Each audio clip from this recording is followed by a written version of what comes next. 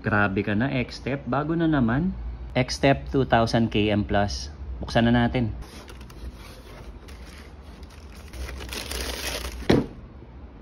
Ayan o, plus.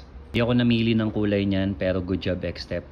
Gusto ko yung ganitong kulay. Size 45, US 11. This is for daily running, speed training, and long runs. If you heard about X-Step 2000 km, 2.0 and 3.0, magaganda lahat ng reviews ng mga yun. And of course, X-Step, syempre budget and quality. Wala yung hawakan. Para mas madaling isuot, hihilahin mo na lang. So same pa rin dito sa may heel counter, malambot. Tapos may curve.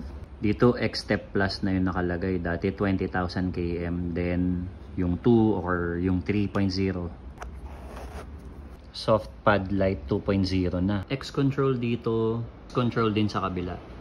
Tingin ko goods din to sa medyo malapad ang paa. Medyo iba na nga rin yung outsole compared sa 3.0 eh. So ayan, X-Step 2000 km plus. Ihabol na lang natin yung specs tsaka yung link. Kasi bukas pa talaga yung release nito. Balitaan ko rin kayo after kong matest to. And abangan nyo rin sa page ko, magpo-post ako ng mga discount codes. So ayun na muna. Happy running!